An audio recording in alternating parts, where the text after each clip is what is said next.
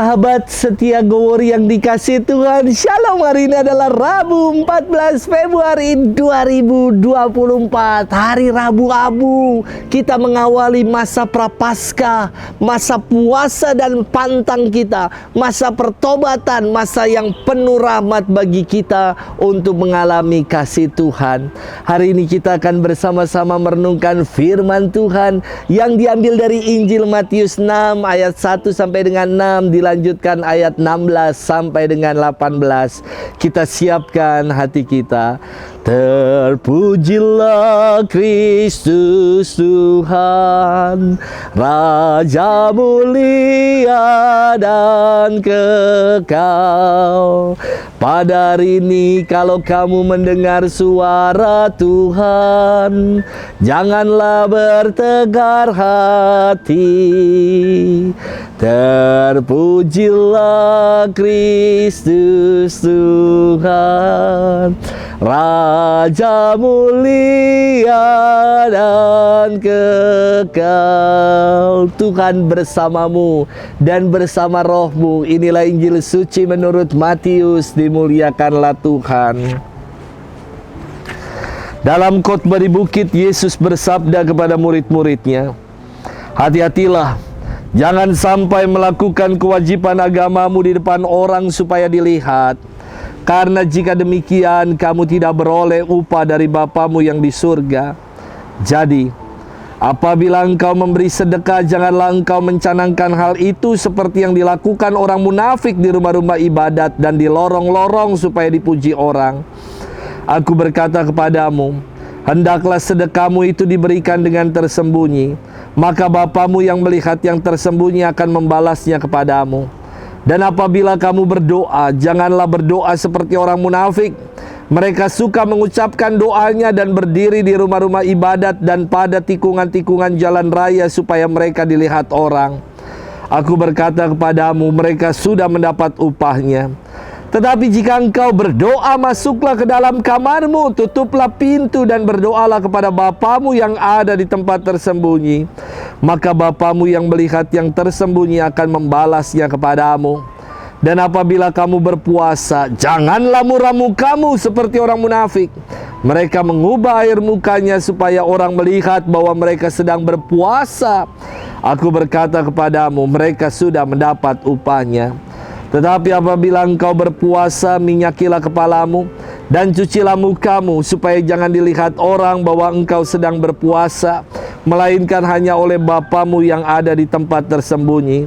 Maka Bapamu yang melihat yang tersembunyi akan membalasnya kepadamu.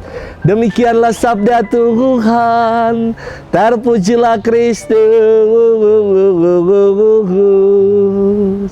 Sahabat setia Gowori yang dikasihi Tuhan, Shalom. Hari ini ada 3 momen penting. Yang pertama adalah bangsa Indonesia hari ini merayakan pesta demokrasi untuk memilih wakil rakyat dan untuk memilih pemimpin bangsa. Hari ini juga adalah hari Valentine, hari kasih sayang. Happy Valentine's Day untuk kita. Dan hari ini pula kita merayakan hari Rabu Abu, membuka masa Prapaskah, masa pertobatan untuk kita agar semakin mengalami kasih Tuhan seumur umur. Jadi orang Katolik, akhirnya ada juga hari Rabu Abu Eve, ya. Misa di hari Selasa Abu kemarin. Sahabat setia Gowori yang dikasihi Tuhan, firman Tuhan hari ini berkisah tentang Yesus yang berkhotbah di bukit.